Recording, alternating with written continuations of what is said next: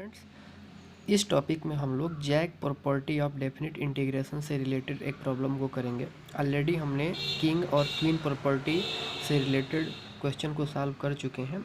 इसमें हम लोग जैक प्रॉपर्टी से रिलेटेड क्वेश्चन को सॉल्व करेंगे और इस तरह के क्वेश्चंस फ्रीक्वेंटली आजकल पूछे जा रहे हैं जेई के पेपर में।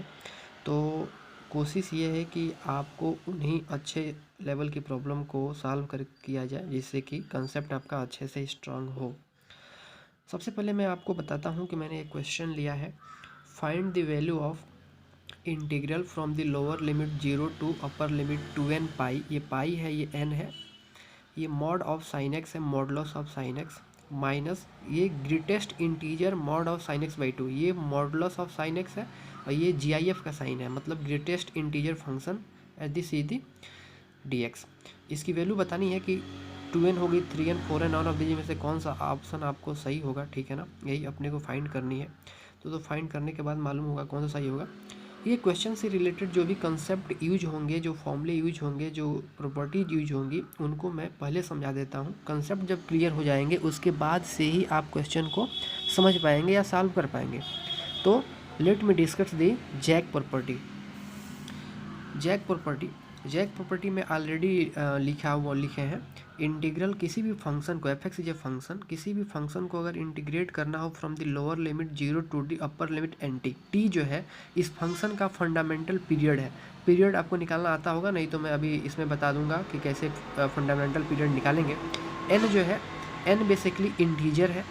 तो अगर इस प्रकार से कोई फंक्शन है, उसका इंटीग्रेशन करना है 0 से nt where t is the fundamental period of the function, तो हम इस प्रॉपर्टी का यूज कर सकते हैं n को बाहर लेकर के डायरेक्ट उसके एक टाइम पीरियड में, उसका जो फंडामेंटल पीरियड है केवल उतने इंटरवल में उसको इंटीग्रेट करके और n से मल्टीप्लाई कर देंगे तो भी जो वैल्यू आएगी वो सेम आएगी, same as the given question, ठीक है ना। तो अपन क्या करेंगे, सबसे पहले उस फंक्शन का फंडामेंटल पीरियड निकालेंगे। फंडामेंटल पीरियड निकालना आपको मालूम होगा। फंडामेंटल पीरियड उस वैल्यू को बोलते हैं जिसको F X plus T is equal to F X, जो इस मैथमेटिकल इक्वेशन को, इस मैथमेटिकल रिलेशन को सेटिस्फाई करे, उसी को बोलते हैं फंडामेंटल पीरियड। तो अब हम देखेंगे कि इस प्रॉपर्टी का कैसे इसमें यूज होगा।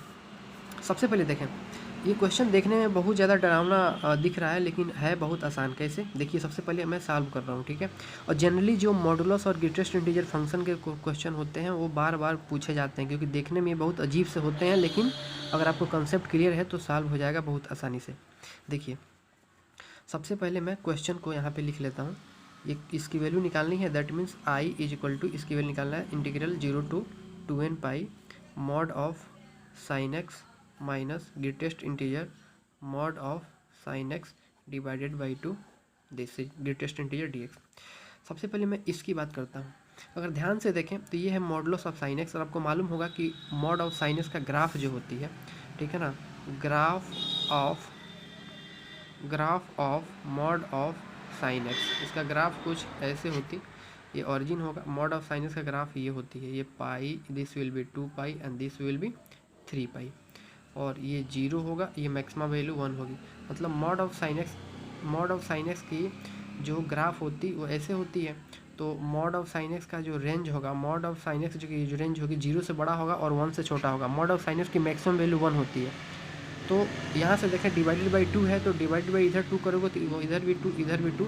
तो mod of sine x by 2 की mod of sine x by 2, mod of sine x by 2 की मिनिमम वैल्यू 0 होगी और मैक्सिमम वैल्यू 1/2 होगी। तो mod of sine x by 2 की रेंज 0 से 1/2 हो गई, 0 से 1/2 इसकी रेंज हो गई। अब 0 से 1/2 कोई भी नंबर है, 0 से 1/2 के बीच में कोई भी नंबर है, अगर आप उसका GIF लेंगे, ग्रेटेस्ट इंटीजर फंक्शन निकालेंगे, तो 0 से 1/2 के हर एक नंबर का ग्रेटेस्ट इंटीजर फंक्शन 0 होगा। जैसे 0 और 1/2 के बीच का कोई भी नंबर ले लोगे, 0.4, 0.3, 0.12, 0.169, तो सबका GIF अगर आप निकालोगे ग्रेटेस्ट इंटीजर फंक्शन तो 0 ही आएगा, ठीक है ना। क्योंकि आप ग्रेटेस्ट इंटीजर फंक्शन का भी ग्राफ आपको मालूम है, मैं बता देता हूँ। ये y is equal to greatest integer function का ग्राफ है, ऐसे होता है। ये इंटीजर 0, 1, 2, तो 0 से, सॉरी ये नहीं होती, ये तो y equal to fractional part का ग्राफ है। ये ग्रेटेस्ट इंटीजर के ग्राफ का मैं बताता हूँ। y is equal to greatest integer x का ग्राफ ये होती है, ये 0 1 2 3। तो 0 से 1 के बीच में कोई भी नंबर है, 0 से 1 के बीच में अगर कोई भी नंबर है उसका जो GIF होगा वो हमेशा 0 होगा। ये x एक्सिस है, ये y एक्सिस, तो उसका GIF क्या होगा, 0 होगा। ग्राफ से ही पता चल रहा है। तो 0 से 1/2 के बीच में कोई भी नंबर उसका ग्रेटेस्ट इंटीजर फंक्शन 0 होगा। तो यहाँ पे मैं लिख सकता हूँ, ये तो चीज़ें हो गई 0 ऑटोमेटिक, बचा केवल ये वाला। तो देखो i is equal to integral 0 से 2n pi mod of sine X dx, ये तो 0 हो गया। और मॉड ऑफ साइन एक्स है, तो मॉड ऑफ साइन एक्स का अगर पीरियड देखोगे, पीरियड का मतलब, टाइम पीरियड का मतलब ये होता है कि ऐसा इंटरवल जिसके बाद वो अपनी प्रॉपर्टी को रिपीट करता है। तो देखो 0 से पाई के बीच में जैसा ग्राफ है वैसे पाई से 2 पाई के बीच में है, सिमिलरली 2 पाई से 3 पाई में है। तो इस y is equal to mod of sine x का जो फंडामेंटल पीरियड होगा वो पाई हो जाएगा, क्योंकि इतने इंटरवल के बाद वो अपनी ग्राफ को रिपीट कर रहा है। तो इसका पीरियड पाई है। मॉड ऑफ साइन एक्स का फंडामेंटल पीरियड जो है वो पाई है। और मैंने प्रॉपर्टी बताई थी कि अगर किसी फंक्शन का अगर पीरियड टी है और आगे कुछ अगर नंबर लिखे गए हैं तो उसको हम n टाइम्स इंटीग्रल 0 टू उसके फंडामेंटल पीरियड में इंटीग्रेट करके और उस नंबर से मल्टीप्लाई करेंगे तो सेम वैल्यू मिलेगी। तो यहाँ प्रॉपर्टी यूज करते हैं, मॉड ऑफ साइन एक्स का पीरियड जो है पाई होगा। तो इसको ऐसे लिख सकते हैं 2n, ये 2n को मैंने बाहर ले लिया और integration 0 to pi mod of sine X dx, ठीक है।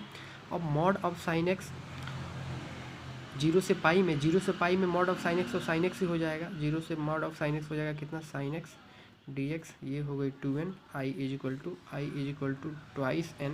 अब साइन एक्स का इंटीग्रेशन क्या होगा, माइनस कॉस एक्स, 0 से पाई लिमिट रख देता हूँ, i is equal to twice n minus limit रख दो, अपर लिमिट रखो cos pi minus lower limit cos 0।